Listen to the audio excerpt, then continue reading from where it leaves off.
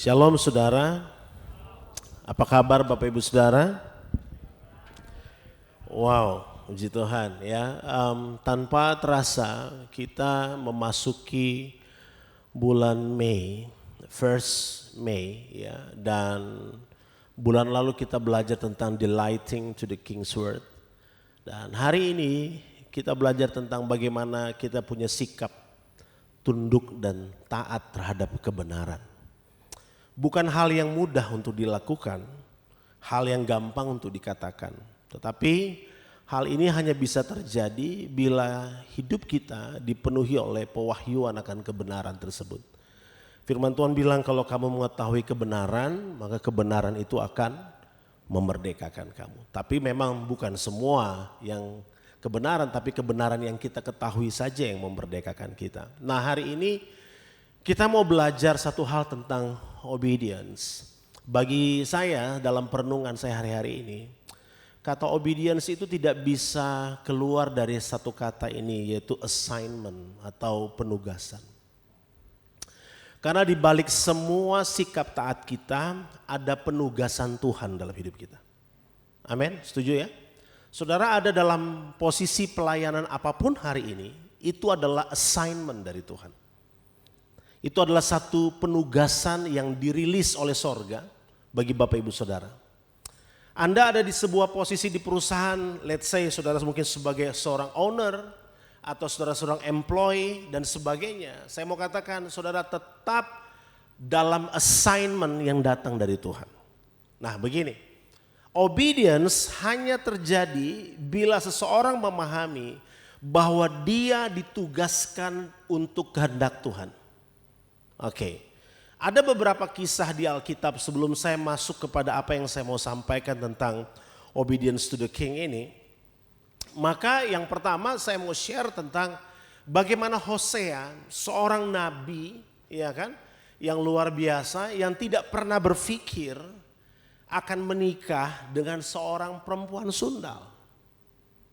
Tapi satu kali waktu Tuhan berbicara kepada Hosea untuk dia menghampiri perempuan sundal itu, menikah dengan perempuan sundal itu, dan punya anak dari perempuan sundal itu.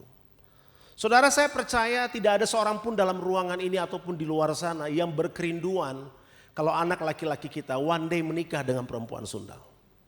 Gak ada orang yang punya kerinduan itu. Tapi somehow Tuhan bicara sesuatu yang tidak pernah dia pikirkan. Dan Tuhan bilang gini, kamu akan menikahi wanita itu dan memperanakan sesuatu. Tentunya untuk melakukan hal itu tidak mudah bagi seorang Hosea yang notabene adalah seorang nabi, saudara. Tetapi kita belajar, there is assignment in every obedience thing. Ada penugasan di balik segala sesuatu yang kita sebut sebagai sikap tunduk dan taat. Amin. Ada penugasan. Nah persoalannya banyak orang tidak bertumbuh ke arah yang benar karena mereka tidak pernah memahami bahwa kenapa saya ada di posisi ini, kenapa saya ada di hari ini dalam kondisi yang mungkin tidak pas dengan saya. Ternyata di balik semua itu ada penugasan Tuhan.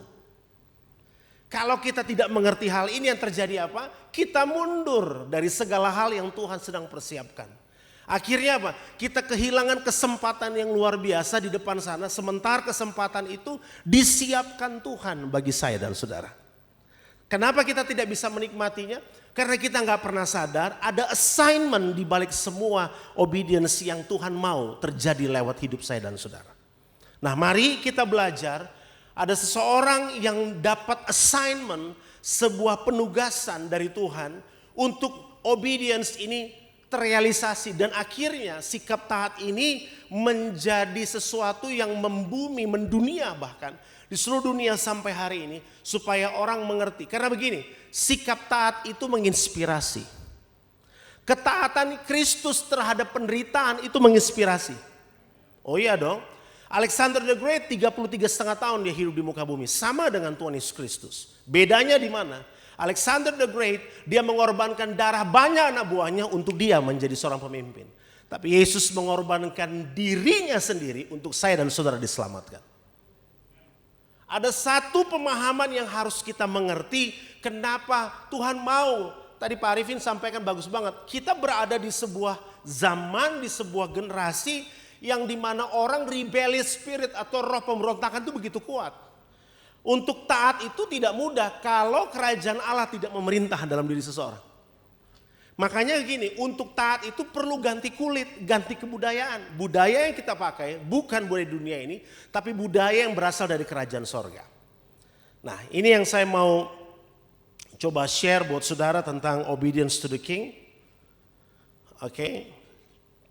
Ayat ini mungkin sering kita baca. Biasanya ayat ini muncul di hari Natal. Ya, karena orang berpikir mungkin ayat ini hanya untuk hari Natal saja. Tapi mari saya mengajar saudara untuk melihat ada kekayaan pewahyuan di balik ayat ini. Kelahiran Yesus Kristus adalah seperti berikut.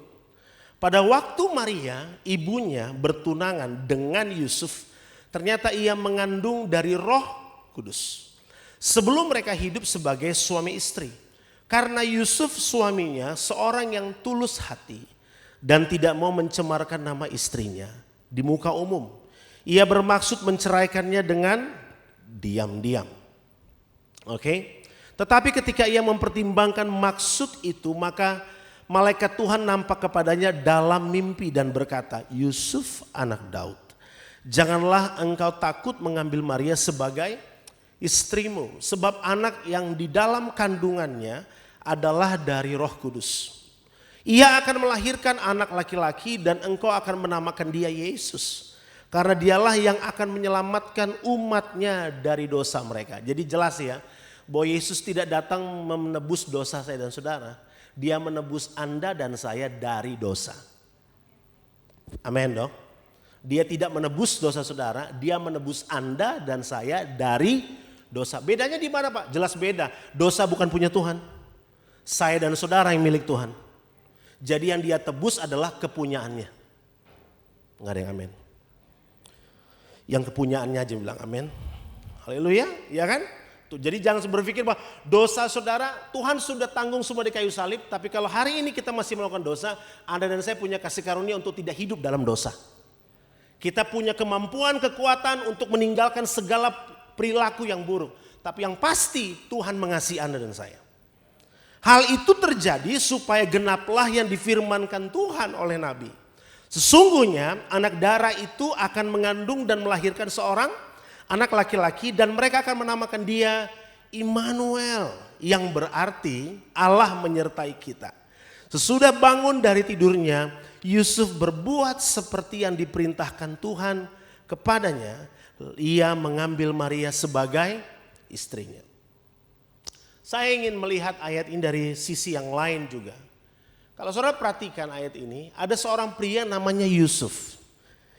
Kalau saudara punya anak perempuan, kita akan mencari calon menantu harus yang baik. Bibit bebet bobotnya. Yusuf adalah gambaran manusia yang tidak mudah bagi dia untuk menerima seseorang yang belum dia nikahi dan dia ketahui hamil. Dan tipologi di zaman itu tidak mudah bagi seorang wanita tanpa pernikahan, tanpa sebuah ikatan perkawinan, kemudian dia hamil. Orang akan bergosip dengan siapa dia hamil dan itu akan dijauhi dan seterusnya. Tapi Yusuf harus bisa menerima kenyataan dan kemudian Maria berkata bahwa saya diilhami oleh Roh Kudus. Gak gampang saudara. Zaman sekarang orang hamil di luar nikah itu biasa. Orang bilang test drive dulu. Tes dulu sebelum beli. Tapi zaman itu enggak mudah. Tapi di zaman sekarang bagi orang percaya itu pun tidak boleh terjadi saudara. Kita harus tetap menjaga kekudusan, amin. Dan saudara bisa bayangkan seorang wanita datang kepada pemuka-pemuka agama, kepada tua-tua dan mulai berkata, saya hamil diilhami Roh Kudus. Saudara enggak mudah untuk statement itu dinyatakan. Dan bagi seorang laki-laki Yusuf, dia punya pilihan untuk memilih yang lain. Dia coba jujur dengan dirinya dan berkata, come on, bagaimana mungkin? Dia berpikir, dia laki-laki baik saudara. Dia berpikir untuk gimana supaya tidak menyakiti hatinya. Dia berpikir. Paling tidak dia punya pikiran saudara. Banyak orang gak berpikir kan? Langsung putuskan sesuatu. Tapi dia berpikir. Entah itu pikirannya itu benar atau tidak, dia coba berpikir. Dan di sela-sela dia berpikir itu, malaikat Tuhan datang buat dia. Kenapa saya bilang Yusuf nih hebat, saudara? Pribadi yang luar biasa. Waktu dia dengar pesan Tuhan, dia mengabaikan semua hal pride tentang dirinya sebagai seorang pria. Dia mengabaikan bahwa dirinya akan dianggap malu, laki-laki model apa kamu akan menerima A, B, C. Dia abaikan semua karena dia tahu siapa yang berbicara kepadanya. Makanya penting kita adalah orang-orang yang punya pengenalan akan Tuhan. Karena obedience atau ketaatan kepada raja tidak akan pernah terjadi tanpa pengenalan akan Tuhan. Ini penting sekali. Akhirnya apa? Ketika dia bangun pagi, yang dilakukan oleh Yusuf adalah melakukan seperti apa yang dia dapatkan dalam mimpinya. Wow, keren sekali saudara kisah ini. Nah, yang saya mau bahas adalah gini. Sikap Yusuf dan Maria itu menjadi inspirasi yang hebat bagi setiap kita orang percaya. Ada 13 poin paling tidak dari 733 poin yang saya siapkan. Tapi saya rampung 13 poin saja. Saya tahu Bapak Ibu Saudara semua haus dan lapar akan firman. Amin. Haleluya. Nah gini, ini yang saya mau bagi buat saudara. Poin yang pertama daripada hal tersebut. Your assignment make God interfere.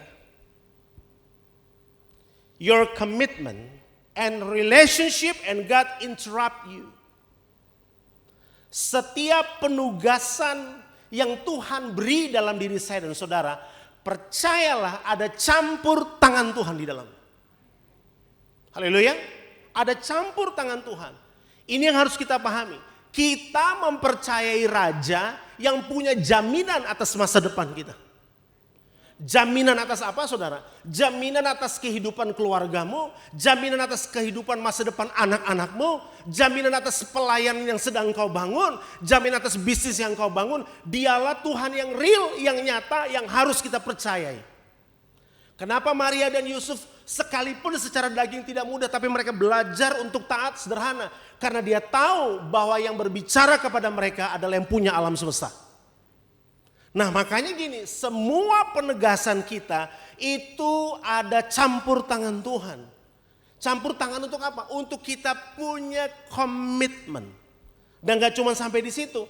Dan semua hubungan yang kita bangun pasti ada interupsi Tuhan di dalamnya. Saudara, kita boleh siapkan lagu 5 atau 7 waktu pimpin pujian. Tapi bisa saja waktu saudara sedang pimpin pujian atau saudara sedang siapkan bahan khotbah, sorga menginterupsi. Dan kita harus taat dengan hal itu. Anda mungkin bisa siapkan sesuatu untuk masa depan bisnis saudara. Saudara sedang berpikir bahwa tahun 2022 ke 2023 saya akan buat ABCD, tetapi firman Tuhan jika bukan Tuhan maka sia-sialah. Kita perlu ada interupsi Tuhan di dalamnya. Untuk segala sesuatu. Karena kalau Tuhan tidak intervensi dalam semua hal yang kita kerjakan, kita bahaya saudara. Kita merasa jalan kita lurus padahal jurang di depan. Nah ini menjadi penting sekali untuk jadi pemahaman kita. Your assignment make God interfere your commitment and relationship. And God will interrupt you. Saya selalu belajar untuk melihat begini. Ada interupsi Tuhan di tengah-tengah situasi keadaan yang sekalipun tidak saya sukai. Ini yang disebut sebagai when God invades the earth. Ketika Tuhan bersama seluruh pasukan di sorga menginvasi bumi dengan budaya kerajaan. Ini adalah sesuatu yang gak gampang buat Anda dan saya. Masuk di pandemi mau 3 tahun ini, saya tahu bukan hal yang mudah.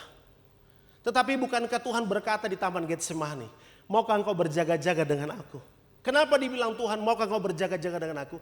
Karena kamu gak akan pernah tahu apa yang terjadi di depan. Tapi memang Tuhan sudah berfirman bahwa di depan sana ada masa-masa sukar. Ke depan orang bilang ada varian baru, mungkin blackcurrant, orange, strawberry. I don't know. Tapi kalau kita dekat dengan Tuhan, don't you worry.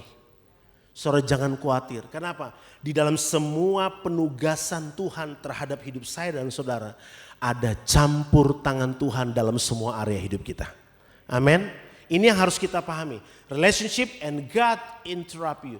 Izinkan Tuhan intervensi hubungan yang kita bangun. Izinkan waktu saudara berdoa, waktu saudara merancangkan segala sesuatu, izinkan Tuhan terlibat di dalamnya. Dan biarkan Tuhan berkata, Ray bukan yang ini yang aku mau. Dan biarlah kita mengerjakan yang Tuhan mau, bukan apa yang kita mau.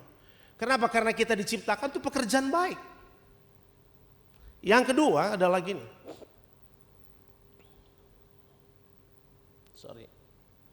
You are favored even you don't like it. Siapa yang percaya bahwa hidup kita ini anugerah? Siapa yang percaya hidup kita ini anugerah? Saudara, Maria tuh dapat anugerah, tapi dia nggak suka secara fisik. Saudara paham gak maksudnya?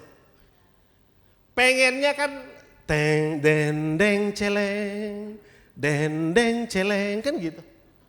Masuk pesta pernikahan dengan lagu dendeng celeng, dendeng celeng. Tapi dendengnya nggak dapat, celengnya juga nggak dapat. Yang terjadi justru dia MBA. Mungkin terlihat orang seperti married by accident. Dia hamil sebelum ada musik dendeng celeng itu. Tapi tahukah saudara kenapa Maria tetap dan Yusuf mau menerima itu? Karena dia tahu mereka favor. Hari ini mungkin engkau merugi. Hari ini mungkin kau ditinggalkan, tapi ketahuilah hidupmu favor. Hidupmu itu anugerah, sekalipun saudara tidak suka dengan situasi yang sedang saudara hadapi. Tapi percayalah di dalam semua itu ada favor. Hal inilah yang membuat kita semangat untuk memuji Tuhan. Hal inilah yang membuat kita gini, I will obedience. Itu yang dibilang Pak Arifin tadi, bahasa yang keren banget dibilang. Willingness. Bukan cuma obey, but willingness from inside out. Itu harus ada dalam diri Anda dan saya. Willingness itu harus dimiliki. Karena tanpa sikap mau taat dari dalam, rasanya akan sulit. You are favored even you don't like it. Waduh Pak, kalau boleh, iya sih saya tahu sih Tuhan baik Pak. Saya tahu sih Tuhan tolong saya. Tapi kalau boleh situasinya gak kayak gini. Masalahnya kamu gak bisa pilih. Tidak ada pencobaan yang melampaui kemampuan kita. Dan percayalah ada Tuhan yang interfere di dalamnya. Makanya Yusuf ketika dengar itu, dia bawa Maria pergi. Dan mereka mulai berjalan dalam perjalanan mereka bersama dengan Tuhan. Saya sebut perjalanan itu sebagai the journey of obedience. Mereka berjalan. Mungkin lagunya waktu itu, tiap langkahku diatur oleh Tuhan. Kadang-kadang lagu itu enak dinyanyikan, tapi kenyataannya tidak segampang itu.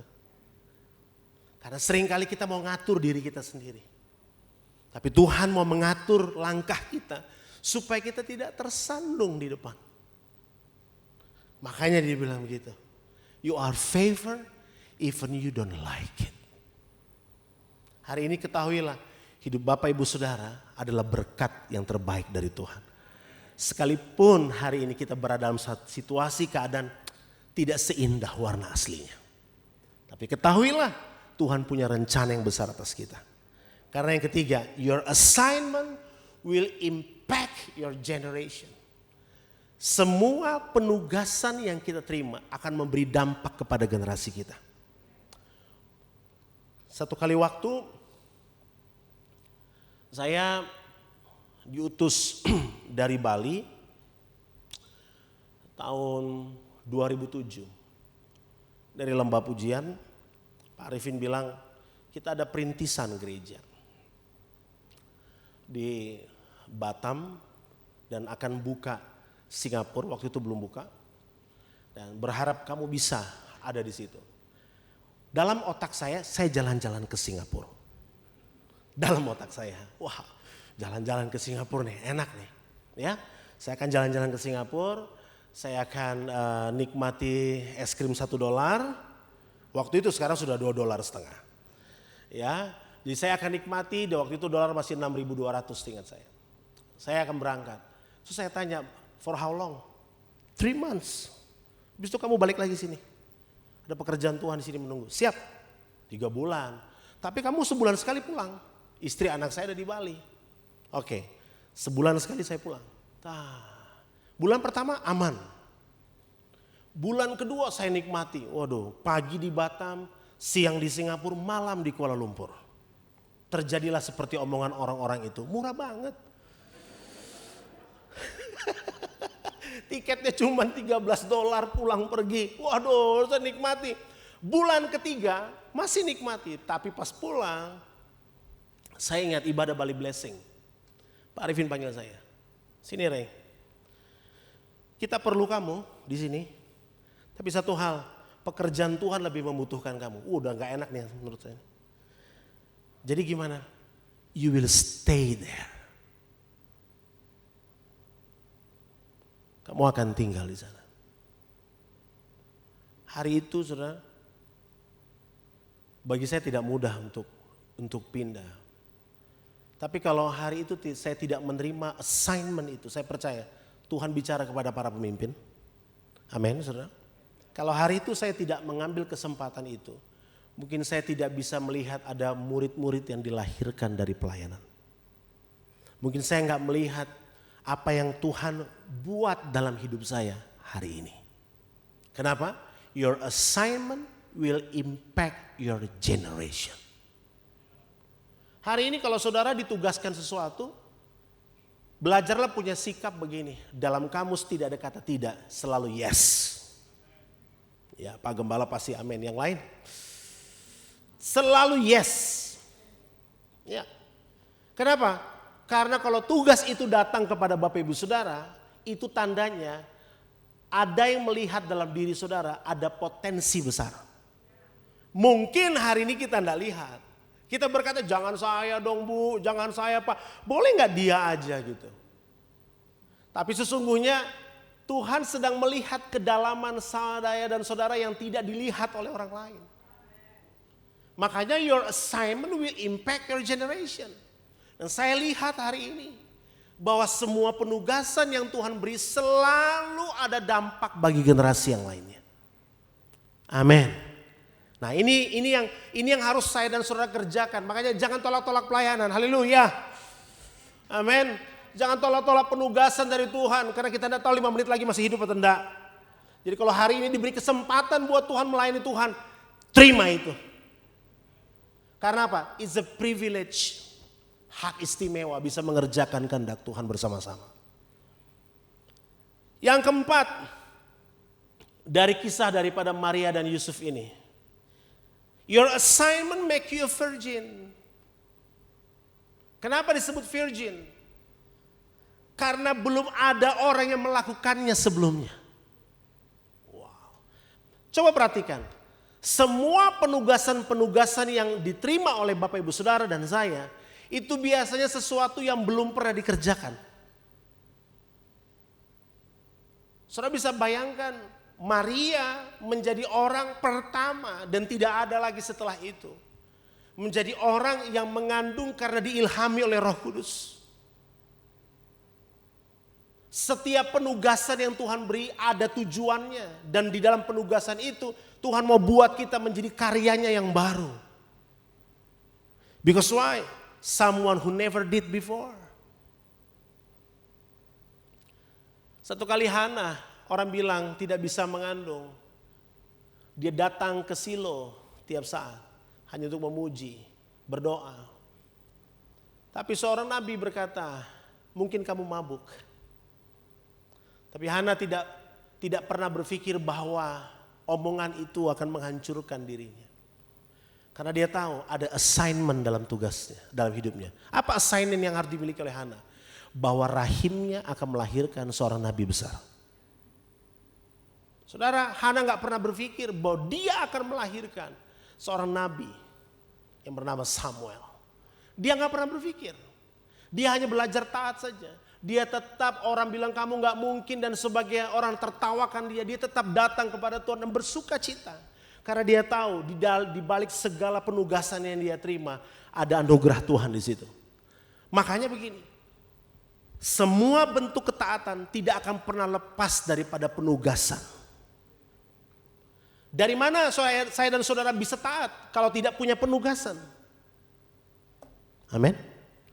Gak mungkin. Pasti ada penugasan baru kita bisa taat. Karena ketaatan kita diuji lewat semua tugas dan tanggung jawab yang Anda dan saya kerjakan. Disitulah ujian yang paling nyata dalam semua bentuk ketaatan kita. Nggak bisa lain. Kenapa kita bersemangat hari ini melayani Tuhan? Kenapa kita bersemangat dalam banyak hal yang kita kerjakan? Karena kita tahu penugasan itu mendatangkan anugerah. Nah makanya dibilang, your assignment make you a virgin. Because what? Someone who never did before. Ada orang yang tidak pernah mengerjakannya sebelumnya. Yang kelima, your assignment always require God's involved. Setiap penugasan, setiap utusan Tuhan dalam diri kita selalu ada campur tangan Tuhan. Karena itu persyaratannya. Requirement-nya itu Tuhan harus ada di dalam semua yang kita kerjakan. Karena gak boleh kita mengerjakan sesuatu tanpa campur tangan Tuhan di dalamnya. Semuanya harus melibatkan campur tangan Tuhan. Dan campur tangan Tuhan itulah yang membuat kita menjadi luar biasa. Saya meyakini hal tersebut karena tanpa campur tangan Tuhan, bagaimana mungkin kita bisa maksimal dalam hidup ini? Inilah bentuk ketaatan Maria dan Yusuf. Saya terinspirasi dengan kisah ini. Mereka coba taat dengan Tuhan. Saya tahu mereka akan mengalami mungkin penghakiman secara publik. Mereka akan harus melewati. Mungkin sepertinya terlihat Tuhan kok kejam banget gitu. Maria dan Yusuf pasti akan dikata-katai banyak orang. Tapi tahukah saudara bahwa Maria dan Yusuf disertai oleh Tuhan? Gini loh. Kalau satu kali waktu Presiden Jokowi telepon Bapak Ibu Saudara dan berkata, Pak, Bu, 2 hari lagi ke Istana Negara. Bersama dengan saya, Presiden Joko Widodo. Menurut saudara, saudara akan pergi atau tidak? Pak Jokowi loh yang telepon. Mungkin habis saudara tetap telepon itu, saudara akan announce di seluruh media sosial. Dan di semua grup-grup yang ada. Perhatian. Saya baru ditelepon. Orang gak nanya pun kita kasih tahu. Orang tanya, Pak kita makan yuk. Saya mau cerita kenapa saya ditelepon Pak Jokowi. Saking bangganya, saking senangnya kita akan cerita bahwa saya dihubungi sama Pak Jokowi. Saya ditelepon sama dia dan dia suruh saya datang. Oke? Tapi tahukah saudara, kalau manusia yang tidak punya jaminan keselamatan saja bisa meyakinkan Anda dan saya, apalagi dia. Dia lebih dahsyat, amin. Dia lebih luar biasa. Hari ini Anda duduk di kursi saudara, mungkin Tuhan sedang bicara sesuatu buat saudara. Dan saudara mungkin berpikir, ya Tuhan nanti ya saya uji lagi. Kan firman Tuhan bilang suruh uji. Iya, tapi tiap minggu Tuhan bicara hal yang sama pada saudara. Dan saudara mau uji terus-terusan sampai akhirnya gak ada suara lagi. Padahal Tuhan bilang aku lagi berbicara lewat kamu. Karena apa? Your assignment always require God's involved. Ada keterlibatan Tuhan di dalamnya. Amin. Haleluya. Ada keterlibatan Tuhan. Dan mari kita berbahagia bahwa gini, ternyata kalau Tuhan utus saya di kota ini, Tuhan ada di dalamnya. Shalom. Amin. Mungkin ada beberapa orang yang tidak pernah berpikir dia akan ada di Jakarta. Mungkin lebih enak kalau tinggal di daerah begitu. Tapi entah kenapa Tuhan kirim saudara di kota ini. Haleluya. Mungkin saudara tidak pernah berpikir berjemaat juga di gereja ini. Tapi entah kenapa engkau ada di gereja ini hari ini. Mungkin saudara tidak pernah berpikir bahwa saudara akan berada di sebuah bisnis atau pekerjaan. Saya punya seorang teman, tapi bukan teman sepermainan. Jadi gini saudara, dia kuliah ambil jurusan pilot, menjadi seorang pilot pesawat. Dia kuliah bagus dan sebagainya. Tapi entah kenapa setiap kali dia mau mengerjakan bidang yang dia lakukan itu, selalu sepertinya tidak menemukan passionnya. Dengan kata lain selalu gagal. Suatu apa yang terjadi? Dia ketemu dengan teman lamanya. Dan temannya itu berkata, coba kamu bisnis ini kamu kerjakan. Dan akhirnya dia coba kerjakan bisnis itu. Saudara apa bisnisnya? Jual kabel listrik. Jauh saudara. Sekolah pilot sama jual kabel listrik. Jauh, gak nyambung sama sekali. Tapi dia coba taat mengerjakan. So hari ini dia punya 4 toko listrik besar. Dan dia happy dengan apa yang dia kerjakan. Kenapa? Bukan berarti sekolahnya sia-sia. Tapi rupanya di tengah-tengah perjalanannya dia harus mengizinkan. Ada sesuatu yang Tuhan izinkan masuk dalam hidupnya. Dia harus taat di situ. Seringkali kita berpikir ini yang terbaik buat saya. Tapi Tuhan tahu yang lebih baik buat kita. Amin. Seringkali kita berpikir ini jalan terbaik yang sudah saya pilih. Anak muda mungkin berkata bahwa inilah jodoh yang terbaik yang saya pilih. Tapi mungkin Tuhan lagi siapkan yang lebih baik dari apa yang kamu miliki hari ini. Mari izinkan involve Tuhan dalam semua area dalam hidup Anda dan saya. Supaya apa? Supaya kita berjalan di dalam journey of obedience. Perjalanan ketaatan. Jadi gini, ketaatan itu adalah sebuah perjalanan, setuju? Ketaatan itu enggak tiba-tiba muncul. Ketaatan itu sebuah perjalanan. Di dalam perjalanan itu ada proses. Saudara akan ketemu batu yang terjal, kerikil, bahkan lobang, jalan yang berair dan becek dan seterusnya. Saudara akan ketemu semua itu supaya apa? Supaya kita sampai di tujuan kata itu, obedience. Dan untuk bisa berjalan sampai di tujuan itu perlu willing. Dan saya percaya untuk punya perjalanan itu pasti ada tugasnya. Setuju? Ada tugasnya. Yusuf dan Maria nggak tiba-tiba serta-merta hamil gitu saja, punya anak kemudian nggak ada tujuan. Ada tujuannya. Kamu akan menamai dia si A, si B dan sebagainya. Dan dia akan jadi juru selamat bagi dunia. Dia akan menyelamatkan manusia dari dosa. Itu tugasnya. Karena tugas yang besar itulah makanya Yusuf dan Maria mau berjalan dalam jalan ketaatan itu. Hari ini pastikan Anda dan saya mengerti dan mengetahui apa tugas Tuhan buat kita. Amin. Haleluya saudara. Pastikan hari ini apa tugas Tuhan buat kita. Tanya kembali dalam diri kita. Tuhan sebenarnya Tuhan mau saya ngapain gitu. Tuhan saya ada di kota ini, saya lagi bangun bisnis, saya sedang bangun keluarga saya, Tuhan rumah tangga yang baru. Saya harus bikin apa Tuhan? Saya lagi membangun pelayanan, saya harus ngapain? Tanya Tuhan. Karena di dalam perjalanan kita itu ada penugasan Tuhan yang harus kita taati. Dan begitu kita tidak taat dengan penugasan yang Tuhan beri, pasti kita akan menemukan kesulitan. Di balik semua kepercayaan keuangan yang Tuhan percayakan kepada kita, ada purpose Tuhan di situ. Ada tujuan Tuhan di situ. Untuk apa nih Tuhan? Ini kemana uang ini? Tuhan mau saya apain gitu loh. Ini berkat Tuhan yang Tuhan beri buat saya, ini buat apa? Karena saya percaya tidak semua roti kita makan. Ada bagiannya orang lain. Jadi kita perlu tahu bahwa semua area. Kenapa saya sembuh Tuhan? Ada tugas apa kalau saya sembuh? Kenapa saya udah berdoa dan saya belum sembuh, hari ini saya masih sakit? Ada tugas apa dari Tuhan buat saya? Saya berdoa buat suami saya bukan bertobat malah makin menjadi-jadi Tuhan. Apa doa saya salah? Oh, ada tugas Tuhan di situ. Karena yang keenam, saudara akan memimpin orang-orang yang tepat dan benar sepanjang hidup saudara. Saya percaya kalau kita bisa accomplish, kita punya penugasan yang dari Tuhan, kita bisa pimpin banyak orang datang kepada Tuhan. Haleluya. Dan kita akan dipercaya memimpin banyak orang-orang hebat dalam hidup kita. Karena gini, kalau Anda punya kapasitas yang besar dan Anda belajar mengerjakannya dengan ketaatan, Tuhan akan percayakan lebih besar lagi kepada kita. Akan lebih besar lagi.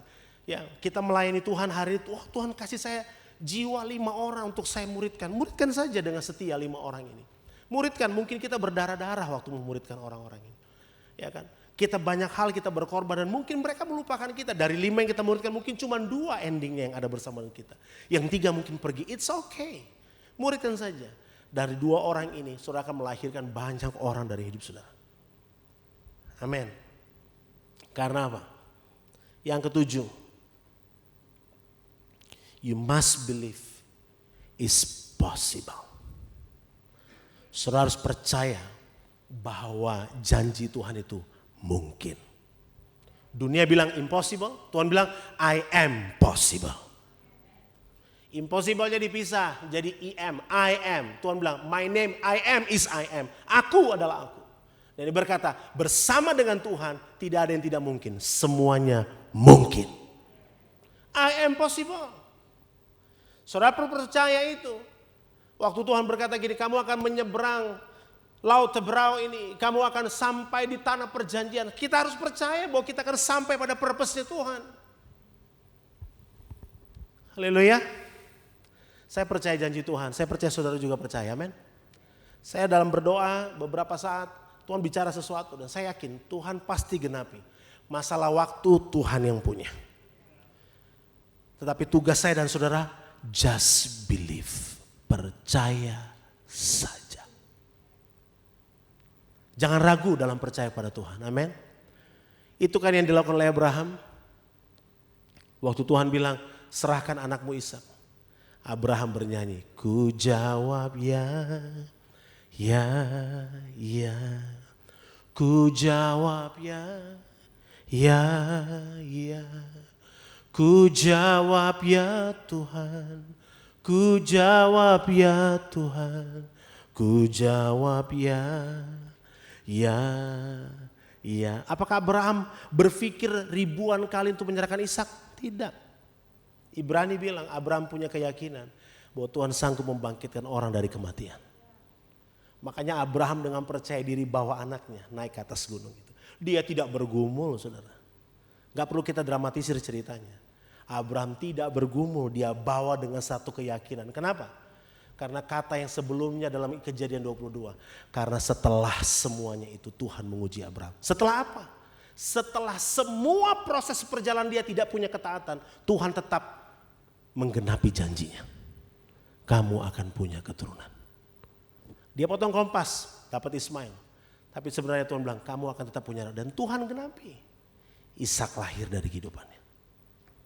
Waktu Tuhan minta Ishak, dia gak perlu bergumul apa-apa. Dia bawa.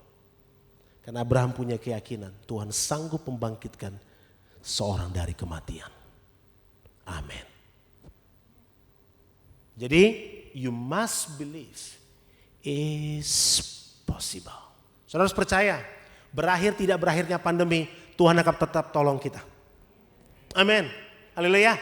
Berakhir tidak berakhirnya pandemi, Tuhan akan tetap memberi perbedaan terhadap orang benar dan orang yang tidak benar. Berakhir tidaknya sakit penyakit, berakhir tidaknya kerugian yang kita alami, berakhir tidaknya perlakuan tidak adil yang kita alami. Tuhan tetap akan bersama dengan Anda. Kenapa? Namanya Immanuel. Allah beserta kita. Kapan? Dari dulu, sekarang dan selamanya. Gak peduli orang bilang apa. Tuhan bilang Immanuel. You must believe it's possible. Karena namanya Immanuel. Ke-8. Masih 8, masih 700 sekian. Saudara, saudara harus memberi semua yang Tuhan berikan dalam penugasan itu untuk Tuhan yang beracara penuh. Haleluya. Seringkali kita ini bilang, kita nyanyinya berserah. Aku berserah, aku berserah. Tapi kenyataannya kita gak betul-betul berserah. Roma bilang dalam terjemahan The Message, bukan cuma berserah, tapi membuang diri. Roma bilang gini, jangan serahkan dirimu sebagai alat kejahatan. Tapi dalam terjemahan The Message bilang gini, throw yourself wholeheartedly and full time. 3 powerful words. Pertama, throw yourself, buang diri. Gak cukup cuma menyerahkan, buang dirimu. Halo? Hari ini kalau saya mengambil sebuah tisu, setelah saya pakai, saya buang. Kenapa? Karena udah gak saya gunakan lagi. Saya buang. Waktu saudara buang diri, saudara tahu bahwa tidak ada kekuatan yang saudara miliki mampu mengatasi persoalanmu. Tidak ada pengalaman yang saudara punya mampu untuk menjawab segala apa yang akan terjadi di depan. Tapi sementara Tuhan bicara buat saudara untuk saudara melangkah pada satu step yang saudara gak pernah pikirkan. Itu assignment. Dan di sisi yang lain firman Tuhan yang saudara dengar, Anda harus taat. Jadi gimana pilihannya? Situasinya yang memungkinkan. Satu-satunya jalan apa? Throw yourself. Buang dirimu dengan segenap hati, wholeheartedly. and full time. Kata full time ini bukan full time gereja, saudara. Kata full time ini apa? Setiap saat. Murid bertanya, bagaimana kami harus berdoa? Ajarkan kami. Dan Yesus bilang, doa Bapa kami. Ada bagian yang powerful dalam doa Bapa kami. Berikanlah kami pada hari makanan kami yang, kenapa? Supaya besok saudara berdoa lagi. Kan hari ini kan. Besok saudara ngomong lagi hari ini. Kenapa Tuhan bikin kata hari ini? Supaya kita punya hubungan tiap hari sama Tuhan. Kita punya koneksi tiap saat dengan Tuhan. Enggak cuman hari ini berdoa, ya udahlah. Nanti Senin Kemis aja kita berdoanya lagi. Minggu depan, saya capek Tuhan, capek banget Tuhan. Saya lelah dengan persoalan dengan di kantor sekian jam saya lembur dan sebagainya. Nggak peduli, Tuhan bilang kamu harus hari ini. Semua perkataan hari di Alkitab. Bahkan di Yosua diberkati gini, sebab hari ini. Dan Tuhan lagi bilang lagi buat besoknya, sebab besok. Artinya apa? Tuhan rindu setiap saat kepunyaannya, punya hubungan dengan dia. Kenapa? Ada kehendak Tuhan yang harus saya dan saudara kerjakan. Dan kalau saudara sudah dapat semua ini, apa yang Yusuf lakukan? Dia bangun pagi-pagi, dia percaya, dia bawa Maria pergi. You must action immediately. Kalau saudara sudah dapat pesan Tuhan, jangan tunda-tunda lagi. Langsung eksekusi. Haleluya. Haleluya. Tuhan bilang kosongkan dompetmu. Haleluya. Tuhan. Ayam bakar Tuhan selain Tuhan. Ini kalau kosong bagaimana Tuhan? Tuhan bilang kasih kosong sudah. Jangan pikir-pikir lagi. Haleluya. Haleluya. Saudara duduk di tempat ini, saudara lihat. Kayaknya ada yang kurang di gedung ini. Tuhan bilang kamu yang isi. Oh haleluya. Kalau saudara dengar gitu, you action immediately. Jangan tunda-tunda lagi. Kita kalau mau berkat, pengennya cepet kok. Kita berdoa hari ini, kalau boleh hari ini langsung jatuh dari sorga. Tapi waktu Tuhan ngomong, nanti Jo Tuhan. Saya uji dulu. Ya ngomong Tuhan, lu mau uji Tuhan. Haleluya. Kita mau uji, kita mau tunggu. No. Ya, Yusuf dan Maria, yes. Hosea bilang, yes. Daud juga demikian. Antar makanan, antar. Gak pernah mikir jadi raja, yes. Makanya gini, kita disebut prajurit. Prajurit itu tidak pernah memusingkan hal-hal yang lain. Tuhan bilang, wake up, go. Mau dia baru bangun, belek matanya masih ada. Kalau komandan bilang, bangun, perang, langsung pakai senjatanya, langsung maju berperang. Saya diberkati waktu Pak Arifin bilang begini. Jadi hamba Tuhan itu jangan bangun rumah, bangun tenda. Kalau rumah, maksudnya bukan rumah fisik ya. Kalau bangun rumah, kamu kadung suka dengan sebuah pelayanan, kamu gak siap tuh terima hal yang baru. Kalau punya tenda, bongkar pasang, kemana saja Tuhan utus, di bagian apa saja Tuhan tempatkan, yes sir. Amin. Bangun tenda. Kalau tenda itu bongkar pasang. Hari ini kita bangun sesuatu. Tuhan kasih saudara bangun bisnis sesuatu. Wah saudara lagi bangun. Tiba-tiba Tuhan bilang, besok jualan listrik. Yes. Terjadi kan di pandemi, nggak pernah ada orang punya bakat masak tiba-tiba open PO.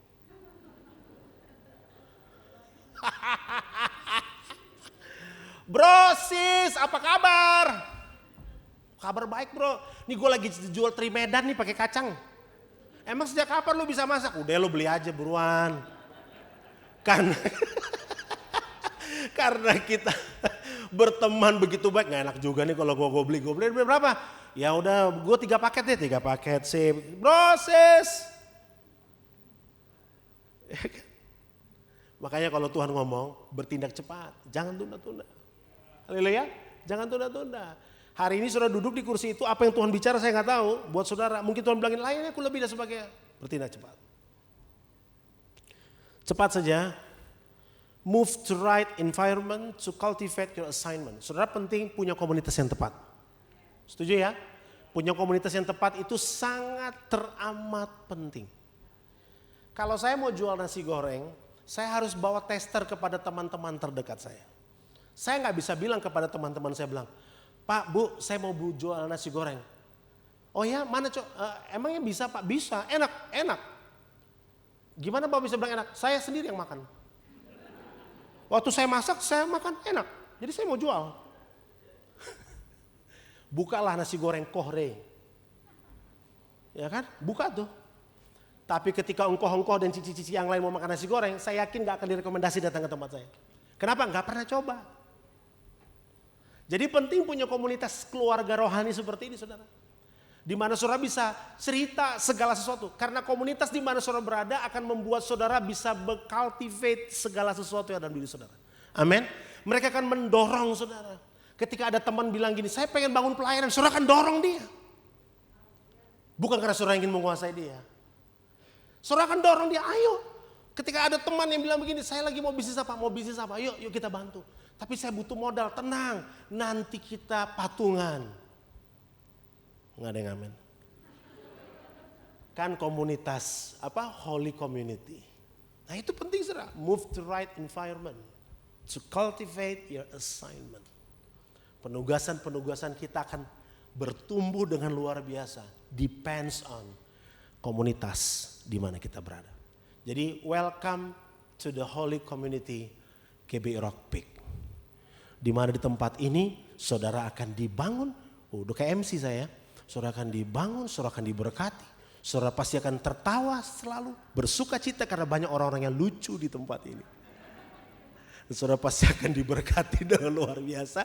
Karena ada banyak orang yang tersedia dan terbuka tangannya untuk menolong Anda dan saya. Haleluya. Ada amin saudara? Haleluya. Berhasil saudara. Ya. Bagi saudara yang belum berjemaat di mana-mana, jangan lupa. Di sini tersedia tempatnya. Haleluya. Yang 11, you must know your assignment valid for others. Artinya apa? Kalau Anda tidak mau, Tuhan bisa kasih itu pada orang lain. Karena apa? Kita ini hanya pekerja di kebun anggur, yang punya kebun anggur, Bapakku lah pengusahanya. Kalau kita nggak mau nggak apa-apa. Tuhan nggak pernah kehabisan ide, saudara. Tuhan bisa limpahkan ke yang lain. Makanya kalau saudara dapat tugas, God will make you a virgin. Why? Because someone never did before. Waktu Tuhan kasih tugas buat saudara, terima aja. Enjoy. Ada prosesnya. Tenang. Proses tidak akan datang kalau nggak punya penugasan. Proses hanya terjadi karena dia tahu tugasnya. Dan ada Tuhan di situ.